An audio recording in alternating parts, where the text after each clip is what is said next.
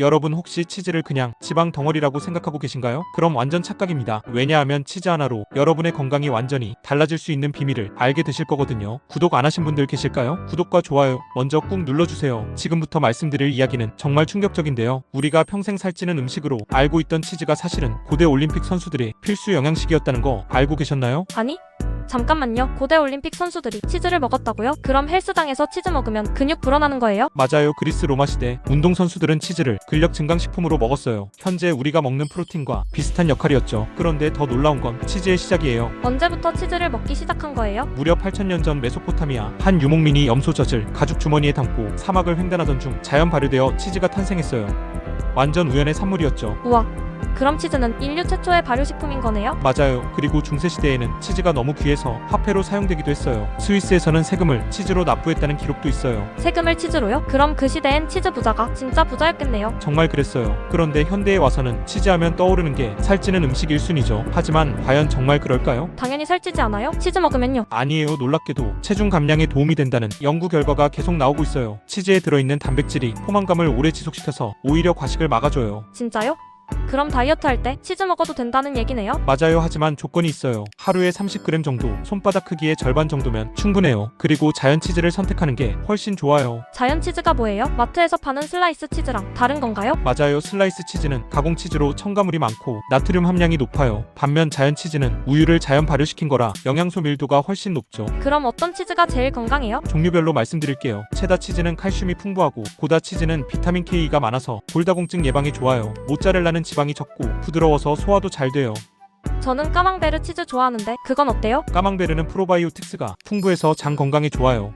하지만 염분이 조금 높으니 하루에 한두 조각만 드세요. 특히 흰 곰팡이 껍질까지 다 먹으면 더 좋아요. 곰팡이 껍질을 먹어요? 무서워서 맨날 벗겨내고 먹었는데? 그 흰 껍질이 바로 페니실리움 칸디둠이라는 유익한 곰팡이에요. 면역력 강화와 항염 효과가 있다고 알려져 있어요. 대박. 그럼 지금까지 영양소를 버리고 있었네요? 이제 치즈의 놀라운 효능 알려드릴게요. 첫 번째는 뼈 건강인데요. 치즈 하나에 들어있는 칼슘은 우유 한 컵의 3배예요. 3배요?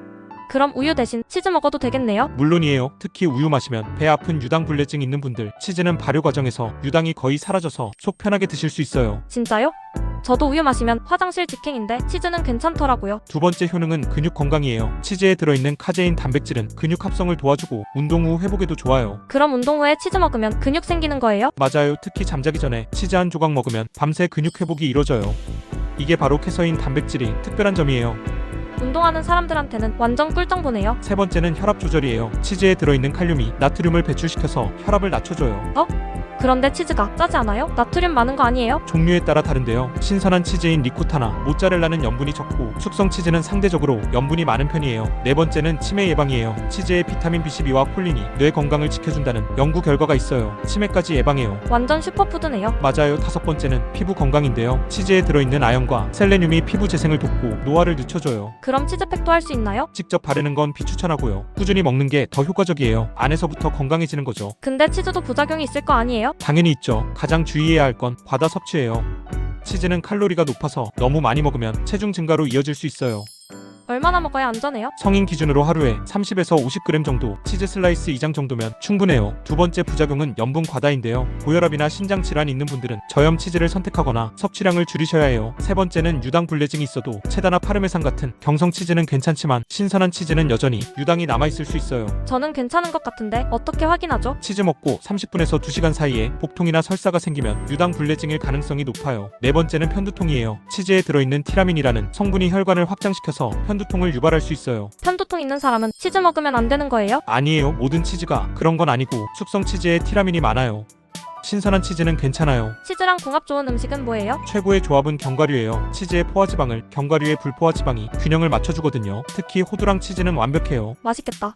크래커에 치즈랑 호두 올려서 먹으면 와인 안주로도 좋겠네요. 정확해요. 두 번째는 과일인데요. 사과나 배 같은 과일의 섬유질이 치즈의 지방 흡수를 조절해줘요. 세 번째는 통곡물 빵이에요. 치즈의 단백질과 통곡물의 탄수화물이 만나면 완전한 영양소 조합이 돼요. 반대로 궁합 안 좋은 건 뭐예요? 첫 번째는 탄산음료예요. 콜라나 사이다의 인산이 치즈의 칼슘 흡수를 방해해요. 두 번째는 토마토인데요. 의외죠. 피자 때문에 잘 어울린다고 생각하지만 토마토의 산성이 치즈 단백질을 응고시켜서 소화를 방해해요. 진짜요? 피자는 뭐예요? 치즈랑 토마토 소스 듬뿍인데 소량이면 괜찮지만 치즈 효과를 제대로 보려면 따로 먹는 게 좋아요. 세 번째는 초콜릿이에요. 둘 다 지방이 많아서 함께 먹으면 칼로리 폭탄이 돼요. 치즈 종류별 특징도 자세히 알려주세요. 좋아요. 먼저 모짜렐라는 수분이 많고 부드러워서 샐러드나 카프레제에 좋아요. 칼로리도 낮은 편이에요. 체다는 단단하고 고소해서 샌드위치나 그냥 먹기 좋아요. 칼슘이 특히 풍부해요. 보다는 달콤하고 고소한 맛으로 간식용으로 인기가 많아요. 비타민 K가 풍부해서 뼈 건강에 좋아요. 브리는 부드럽고 크리미해서 빵에 발라 먹기 좋아요. 지방이 많지만 포만감이 커서 조금만 먹어도 배불러요. 파르메산은 단단하고 짠맛이 강해서 갈아서 파스타나 샐러드에 뿌려 먹어요. 단백질과 칼슘이 가장 많아요. 치즈 고를 때 뭘 봐야 해요? 라벨을 꼼꼼히 확인하세요. 첫 번째는 원재료인데요.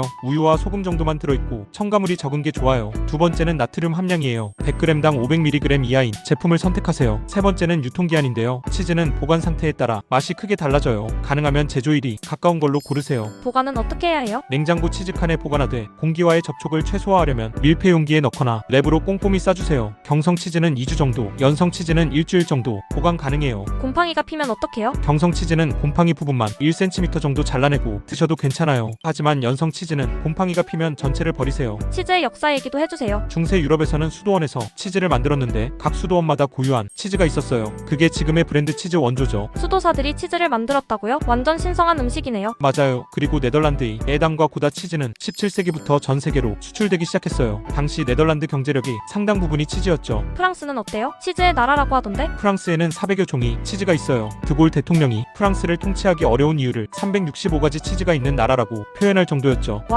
365가지요? 하루에 하나씩 먹어도 1년이 걸리겠네요? 실제로 프랑스인들은 평균적으로 1년에 23kg의 치즈를 먹어요. 우리나라 사람들이 약 10배 정도예요. 그런데 프랑스 사람들이 심장병이 적다는 프렌치 패러독스도 치즈와 관련이 있나요? 맞아요. 치즈에 들어있는 비타민 K와 불포화 지방산이 혈관 건강에 도움이 된다는 연구 결과가 있어요. 마지막으로 치즈 활용법 더 알려주세요. 치즈 스무디 만들어보세요. 리코타 치즈에 바나나와 베리류를 넣고 갈면 건강한 디저트가 돼요. 치즈볼도 좋아요. 크림치즈에 허브와 견과류를 섞어서 동그랗게 빚으면 파티 음식으로 완벽해요. 구운 치즈도 맛있어요. 할루미 치즈를 팬에 구우면 쫄깃하고 고소한 특별한 간식이 돼요. 오늘 치즈 이야기 어떠셨나요? 단순한 유제품이 아니라 8,000년 역사를 가진 완전 영양식품이라는 거 정말 놀랍지 않으세요? 진짜 치즈에 대한 편견이 완전히 바뀌었어요. 이제부터 치즈 당당하게 먹을 수 있겠어요. 좋아요. 하지만 기억하세요. 하루 30에서 50g 자연 치즈 선택, 좋은 음식과의 조합, 이 세 가지만 지키면 치즈가 여러분의 건강을 확실히 책임져 드릴 거예요. 오늘 영상이 도움이 되셨다면 구독과 좋아요 꼭 부탁드려요. 다음 영상에서는 또 다른 건강식품의 놀라운 비밀 준비해서 찾아뵐게요. 건강하고 맛있는 하루 되세요.